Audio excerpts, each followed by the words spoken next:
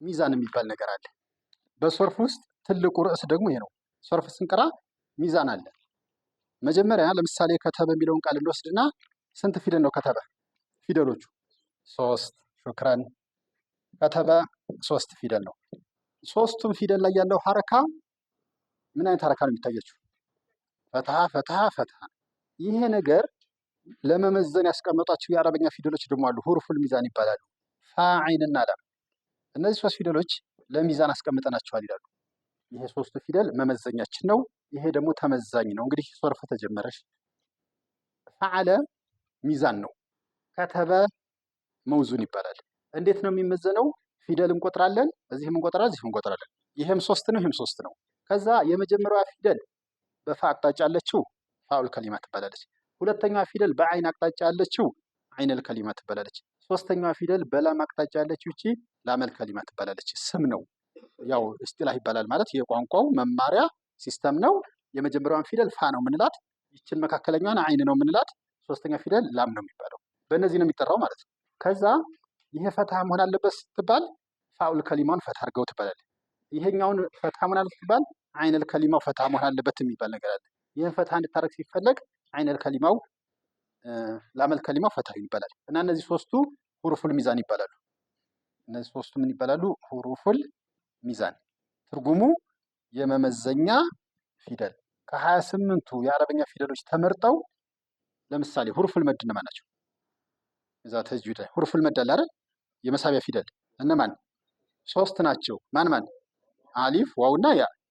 አሁን ያ በተጅዊድ በቂርአት በምን ፈን ነው እንደዛ ብለው። እዚህ ደግሞ ሶርፍ ስመጣ ሁሩፉል ሚዛን ነው የምትባለው። አሁን ሁሩፉል ሚዛን ከተባልክ የሚዛን ፊደል የሚባል አለ። 3 ናቸው። እነማን ናቸው ስትባል ፋ፣ ዐይንና ላም። በቃ ይህን ሸምቱ። ፋ፣ ዐይንና ላም የሚባል 3 ፊደል መመዘኛ ነው። አይ ለምን 3 አደረጋችሁ? 2 አይሆንም እንዴ? 4 አይሆንም እንዴ? ምናምን ተብለው ነበረ። ምን አሉ? የአረበኛ በጣም ብዙ ሺህ ቃል ባለ 3 ፊደል ነው። በጣም ብዙ ሺህ ባለ 3 ፊደል ይበዛበታል በተፈጥሮ። ባለ 4 ባለ 5 ምናምን ትንሽ ነው። ባለ 2 እና ባለ 1ም በጣም ትንሽ ነው። ስለዚህ ብዙ ነገሮች ባለ 3 ስለሆኑ ለሚዛን የመረጥነው 3 ፊደል ነው አሉ። ከዛ በኋላ ሲጨምር ይጨምራሉ፣ ሲቀንስ ይቀንሳሉ። ለማንኛውም ሁሩፉል ሚዛን 3 ናቸው እንልና ፋ፣ ዐይንና ላም ናቸው። ሁሩፉል ሚዛን ሰላተቱ። ይችን ያዟት። ከዛ ከተበን አሁን ስንመዝነው ፈዓለ ብለን መዘን ነው። ሌላ ለምሳሌ ቁርአን ስንቀራው ቅድም ሶላት ስንሰግድ ሰሚዐ አላሁ ሊመን ሐሚዳ ስትሉ ነበረ። ሰሚዐ አላሁ ሊመን ሐሚዳ ስትሉ ከተበ ማለት ጻፈ ነው። ሰሚዐ ማለት ደግሞ ሰማ ነው። ግን ከተበ የተነበበበት ድምፅና ሰሚዐ የተነበበበት ድምፅ አንድ አይነት አይደለም። ያስተዋላችሁት ነገር አለ? ከተበን ስናነበውና ሰሚዐን ስናነበው ይሄም 3 ፊደል ይሄም 3 ፊደል ነው። በሶስትነቱ እኩል ነው። ግን ሐረካው እንዴት ነው? እዚህ ጋር ፈትሃ ፈትሃ ፈትሃ ነው። እዚህ ጋር ምንድን ነው? ፈትሃ ከስራ ፈትሃ ነው። አሁን ይሄኛው ሰሚዐ ነው የሚባለው። ቁርአንም ስቀሩ ሰሚዐ አላሁ ነው፣ ቀድ ሰሚዐ አላሁ ነው የምትቀሩት። አሁን ቀድ ሰሚዐ አላሁ ቀውለ ለቲ ስትል ሰሚዐ ነው የሚለው፣ ሰመዐ አይደለም። ሰመዐ ቢሆን ኑሮ ፈትሃ ፈትሃ ፈትሃ እንደዛ። ግን ከተበ 3ቱም በፈትሃ ተነበበ። ሰሚዐ ግን መካከለኛ ፊደል በከስራ ነው። እንደዚህ አይነቱን እንዴት አድርገን እንመዝነው ሲባል ሚዛን ፊደሎቻችን እናመጣና እነዚህን ግን ባይሆን ፋዒለ ይባላል። አሁን ሚዛኑ ይቀየራል። ምን ማለት መሰለህ? አሁን ስኳር ምናምን ስገዛ 1 ኪሎ ስገዛ የሆነ ሚዛን አለ አይደል? 2 ኪሎ ሲሆን ሌላ ሚዛን ነው የምታመጣው፣ ተቀይሯል ያኛው ማለት ነው። ወይም ሩብ ከሆነ እንደዛ ማለት ነው። አሁንም ይሄ ከተበን ስመዝን በፋዕለ ነው የምትመዝነው፣ ባላንስ ሆነ ማለት ነው። እንዴት አድርገህ ትመዝናለህ? 3 ፊደል 3 ፊደል። ጥሩ። የመጀመሪያው ፋኡል ከሊማ ፈትሃ፣ ዐይነል ከሊማ ፈትሃ፣ ላመል ከሊማ ፈትሃ። አሁን ይሄ ተመዝኖ ባላንስ ሆኗል። ጨረስን። ሰሚዐን በፋዕለ ብትመዝነው አይመጣም።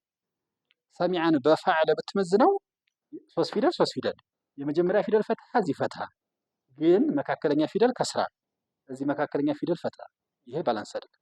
ስለዚህ ሌላ ሚዛን እንቀይራለን ማለት ነው፣ ግራም ማለት ነው። ስለዚህ እሱን እንተውና ፋዒለ እንላለን። አሁን ፋዒለ ሚዛን ነው። ሰሚዐ ደግሞ መውዙን ይባላል። አሁን ይሄ መመዘኛ ነው፣ ያኛው ተመዛኝ ነው ማለት ነው።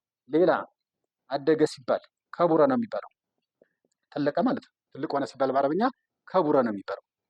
አሁን ከቡረ ከበረ አይባልም፣ ከቢራም አይባልም፣ ከቡረ ነው። እና ከቡረ ሲባል እንደ ሰሚዐ ነው ድምፁ አይደለም፣ እንደ ከተበ ነው አይደለም። እና ሚዛኑ ይቀየራል። አሁን ደግሞ አሁን ሚዛናችን ሶስቱን ፊደል አንለቅም አስለን። ይሄ የመመዘኛ ፊደል ሶስት ነው ስተባለ ፋዒልና ለም አይቀርም። ግን ሐረካው እንዴት ይሆናል? ፈዑለ ሹክራን ፈዑለ። አሁን ፈዑለ የሚባል ሚዛን አለ፣ ፈዒለ የሚባል ሚዛን አለ፣ ፈዓለ የሚባል ሚዛን አለ። በፈዓለ የሚመዘን ፊዕል አንጡ ትባላላችሁ። እነ ከተበ፣ እነ ጀለሰ፣ እነ ضረበ፣ በአከለ ምናምን በዛ ይመዘናሉ። በፈዒለ የሚመዘን ደግሞ አንዱ ይባላል። በፈዒለ የሚመዘን ማለት መካከለኛ ፊደል ከስራ የሚሆን እንደዛ ስንባል እነ ሰሚዓ፣ እነ ሐፊظ፣ እነ ሸቢዓ አሉ። እነ ሰሚዓ፣ ፈሂመ እንግዲህ ኤግዛምፕሎች ብዙ እናመጣለን ኢንሻአላህ። ግን አላየህሊም አሁን ፈሂመ ለምሳሌ እንደዚህ ነው የሚነበበው። ፈሃመ አይባል፣ ፈሁመ አይባል፣ ፈሂመ ነው። ፈሂመ ስንል መካከለኛ ፊደል ከስራ። ፈዒለ ሰሚዓም እንደዚህ። ሸሪበ ለምሳሌ እንደሱ ነው። ሸሪበ ጠጣ ሲባል ሸረበ አይባልም። ሸረበ ካልክ ሶርፍ አልቀራህም ትባላለህ። ሸረበ ብሎ የሚያነብ ሰው ካለ ይሄ ሰውዬ ሰበረው ምናምን ትባላለህ። ለምን ሲባል በቃ ሶርፍ ላይ በየትኛው ሚዛን እንደሚነበብ ቃላቶች ተመድበዋል። ሲመደብ ሸረበ እዚህ ባብ ውስጥ አይደለም፣ እንደ ፈዓለ አይደለም። ሚዛናችን የሸረበ ፈዓለ የሚባል ውስጥ የለበትም። ምን ውስጥ ነው ያለው ሲባል ፈዒለ ውስጥ ነው ተባለ። ፈዒለ ማለት ደግሞ መካከለኛው ፊደል ወይም አይነል ከሊማውን ከስር አድርገው ማለት ነው። ይቺ ነገር ፋኡል ከሊማ ትባላለች። ይቺ አይነል ከሊማ ትባላለች። በዚህ ተጠርቶ ማለት ነው። ይቺ ላመል ከሊማ ትባላለች። በላም ተጠርታ ማለት ነው። ስለዚህ ሸረበ የሚባል አረበኛ የለም። እና ጠጣ ለማለት ሸረበ እንዳትል ምንድን የሚባለው ሸሪበ። ግን አረቦችም ሸረበ ሲሉ ትሰማላችሁ። አንድ ጊዜ ያው ተሳስቶ ሸረበ ይላሉ እነሱ ልጆች ምናምን ሲያወሩ ሸረበ። ያው ሶርፍ አልቀሩም ማለት ነው። ዝም ብሎ እንደ ከተበ መስሏቸው እንደ ከተበ ወይ እንደ ዶረበ እየመሰላቸው ዝም ብሎ ሸረበ። ያ ተሳስተው ሶርፍ ሲቀረሳ ሸሪበ ትላለህ። ከቡረ ተለቀ ማለት ነው። አነሰ ሲባል ሶጉረ ነው የሚባለው። አነሰ ሲባል አሁን ሶጉረ ትንሽ ሆነ ማለት ነው። ያኛው ከቡረ ትልቅ ሆነ ነው። አሁን ሶጉረ የሚለው ቃል ስትሰማው መጀመሪያ ሶስት መሆን ሸርጥ ነው። ሶስት ፊደል መሆን ግዴታ ነው። አሁን በምንማረው ሁኔታ ሶስት ፊደል። ሶስት ከሆነ በኋላ ደግሞ ሐረካዎቹ እንዴት ሆነ ሲባል ፈትሐ፣ ዶማ፣ ፈትሐ የሚነበብ ነገር አለ። ሚዛናችን ፈዑለ ይባላል። ኤግዛምፕል አምጣ ስትባል እነ ከቡረ፣ እነ ሰጉረ እያልክ እነ ሸሩፈ፣ እነ ሐሱነ ምናምን የሚባሉ አሉ። ብዙ ፊደሎች ይመጣሉ በቦታው። አላየህሊን አሁን ለኛ ኤግዛምፕል መዘርዘር ሳይሆን ሙራዳችን ሁሩፉል ሚዛን የሚባሉትን ማወቅ። አሁን የመመዘኛ ፊደል በአረበኛ ከ28ቱ ተመርጠው ሶስት አሉ። እነማን ናቸው ከተባላችሁ ፋዒልና ላም። ከዛ እንዴት ነው የሚመዘነው? ፈዓለ፣ ፈዒለ፣ ፈዑለ። ደግሞ አረበኛ ባለ ሶስት ፊደል ፊዕሎች ሚዛናቸው ሶስቱ ነው። ከሶስቱ ሌላ የለም። አንድ ባለ ሶስት ፊደል የሆነ የአረበኛ ፊዕል አሁን ብንጽፍ 100 ወይ 200 ጽፈናል። አሁን ደብተራችሁን እንግዲህ ፈልጉ፣ ያ በፊት የተማርነውን ደብተር ፈልጉና አዩት። እዛ ላይ ኤግዛምፕል ቃላት ምናምን እያልን ስንጽፍ የነበረው ያው ለዚህ ወቅት ይጠቅማል ተብሎ ታስቦ ነው ያን የጻፋችሁት። እና እዛ ላይ አሁን ኤግዛምፕሎቹ አሉ። በፈዓለ ብዙ ጽፈናል፣ በፈዒለም ተጽፏል። ግን ያኔ ሶርፍ ምናምን አልተባለም፣ ቃላት ነው የሚባለው የዛን ጊዜ። ለምን አቅል ያው በሙስተዋ ስለሚወራ ያኔ ቃላት ብለን ዝም ብለን ሰሚዓ ማለት ሰማ ነው፣ ሸሪበ ማለት ጠጣ ነው ምናምን እያል ከቡረ ማለት አደገ ምናምን እያል ቃላት ጽፈናል። ደብተራችሁን ፈልጉት። ከዛ ኤግዛምፕል አሁን ለፈዑለ እንጽፋለን፣ ለፈዒለ እንጽፋለን፣ ለፈዓለ። ብዙዎቹ የአረበኛ ፊደሎች እዚህ ውስጥ ይበዛሉ። በጣም ብዙ የአረበኛ ፊደል በፈዓለ ነው የሚነበበው። ለጥቆ ይሄ ይበዛል። ፈዒለ በዚህ የሚነበቡ በዛ ያሉ አሉ። ይሄ ያንሳል። በፈዑለ የሚነበብ ቁጥሩ ራሱ ያንሳል፣ ግን አሉ። ስለዚህ ባለ ሶስት ፊደል ፊዕሉ ራሱ ደግሞ አንድ ነገር ልናገር። ሱላስይ የሚባል አለ። ፊዕል ሱላስይ ማለት ባለ ሶስት ማለት ነው።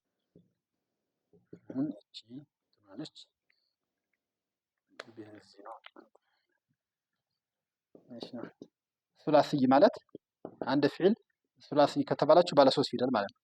ባለ ሶስት ፊደል። አሁን የምናወራው በነገራችን ላይ ስለ ፊዕል ብቻ ነው። ስሞች እንዳታመጡ። ስሞች ቀስ ብሎ ይመጣል ይችላል። ፊዕል ሲባል አረበኛ ላይ ባለ ሶስት የሚባል አለ። ስንት ሚዛን አለን ስንባል ሶስት ሚዛን ብቻ። ፈዓለ የሚባል ሚዛን አለ አንድ፣ ፈዒለ የሚባል ሚዛን አለ ሁለት፣ ፈዑለ የሚባል ሚዛን አለ። በቃ ከሶስቱ ሌላ የለም። እና አንድ የአረበኛ ፊዕል ባለ ሶስት ፊደል ሆኖ ከመጣብን ሊሆን የሚችለው ወይ በፈዓለ ይመጣል ወይ በፈዒለ ወይ በፈዑለ። በብዛት ስናይ በዚህ ይበዛል። እናንተ አሁን እንደው ከምታውቁት ፊዕል ንገሩ ይብል ብዙዎቻችሁ የምትናገሩት የሚሆነው እዚህ ውስጥ ነው የሚያልፈው። እስኪ የምታውቁት የአረበኛ ፊዕል ተናገሩ ባለ ሶስት ፊደል። አከለ። አሁን ቆይ አከለ ጎበዝ። አከለ ማለት በላ ማለት ነው። ከዛ አሁን ሶርፍ ስትማር በላ ብሎ መተርጎም አይደለም። አሁን የሶርፍ ትምህርት እሱ አልፏል። አሁን የሶርፍ ትምህርት የሚለው አከለ እስም ነው ፊዕል ነው ትባላለህ መጀመሪያ። እስም ነው ፊዕል? ፊዕል ነው። ፊዕል ነው ካልክ ደግሞ ትርጉሙ አይጠየቅም። እዚህ የምናወራው ስለ ሐረካው፣ ስለ ፊደሉ ብዛት፣ ስለምናምን ነው። ሶርፍ እንደዚህ ነው። ስለዚህ አከለ ባለ 3 ነው፣ ባለ 4 ምናምን ይባላል። ፊዕሉ ባለ ስንት ፊደል ነው? ባለ 3። ባለ 3 ከሆነ ሚዛኑ ባለ 3 ፊደል የአረበኛ ሚዛን 3 ብቻ ነው። ብዙ ነገሮች 3 ነው። አረበኛ ተቅሲማት ራሱ እንደው 3 ይበዛበታል። እና 3 ሚዛን ፈዓለ፣ ፈዒለ፣ ፈዑለ ነው። ሌላ የለም ደግሞ። ይሄም ያዙት። ፈዓለ ወይ ፈዒለ ነው ወይ ፈዑለ ነው። አከለ አሁን በየትኛው ሚዛን መጣ? ፈዓለ። ፈዓለ ምን ማለት ነው? ፈታ ፈታ ፈታ። አከለ ፈታ ፈታ ፈታ።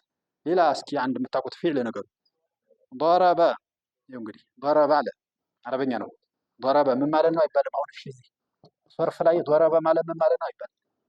ضرበ ማለት ግን እስም ነው ፊዕል ነው ትባላለህ። እስም ነው ፊዕል? ፊዕል ነው። ባለ 3 ባለ 4? ባለ 3 ፊደል መቁጠር ነው። 1 2 3። ከዛ ሚዛኑ ፈዓለ ነው ፈዒለ ነው ወይስ ፈዑለ ነው? ሚዛኑ ضرበ ፈዓለ። ለምን? ፈትሐ ፈትሐ ፈትሐ። ሌላ ምሳሌ የሚነግረኝ ቀረአ።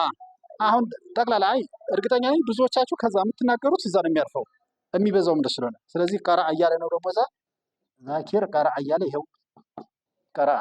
ቀረአ ማለት ምን ማለት ነው አይባል። ቀረአ ማለት ምን ማለት ነው? አሁን ማታ ከሆነ ያው አይሁን። ቀረአ ምናምን ይታወቃል።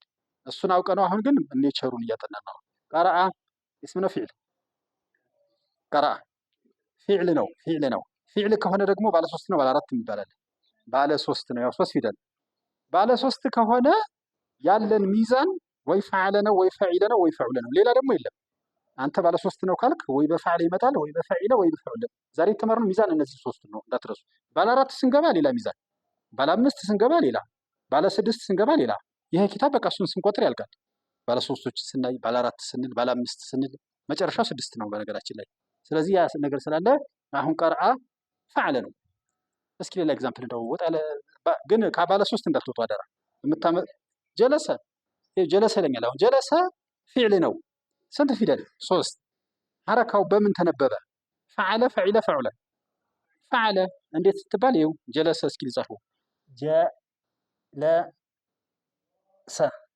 ይኸው ፈታ ፈታ ፈታ። በቃ እና እንደው የምታውቁት ሁሉ እዛው ፈዓለ ነው የሚገባው። አዳ በፈዒለ ሳ የሚነበብ ፊዕል አንጡ እንጂ ከተባላችሁ እንጽፋለን። እንግዲህ ደብተራችን ላይ ከተገኘ ተገኘ፣ ከሌለ በፈዒለ የሚነበቡ እንጽፍና እናጠናቸዋለን። እነዛ ሲመጡብህ በፈዒለ ታነባለህ። ሌላ እስኪ የመጨረሻ አንድ ፊዕል ንገር። ደረሰ። እሺ ደረሰም ያው ነው። አሁን ደረሰ ተማረ ማለት ነው። አሁን ደረሰ 3 ፊደል ናት። እንዴት ተብላ ተጻፈች ሲባል ዳል ራና ሲን። ከዛ ድምፁ እንዴት ሆነ? ደረሰ። እና የሚበዛው በፈዓለ ነው። ግን በፈዓለ በዛ ማለት በዚህ እንደማለት አይደለም። ከዛ ቁጥር ያነሰ አለ፣ በዚህም አለ። ከ3ቱ ሌላ ሚዛን የለም። ይህ እንግዲህ ፊዕል ማዲ ይባላል። እንግዲህ ለዛሬ እዚህ ድረስ ይበቃናል። ለሚቀጥለው ኢንሻአላህ ክላስ ያለ መቼ ነው? ጁምዓ አለን። እሺ ጁምዓ፣ ከዛ ጁምዓ ቅዳሜ እሑድ እናደርጋለን ማለት ነው። ይቺ ማናት? ኪታቡ የሚሰራል ስላላለቀ ኪታቡ መልሱትና አልቆ ይመጣል። ለዛሬ ነው የመጣው።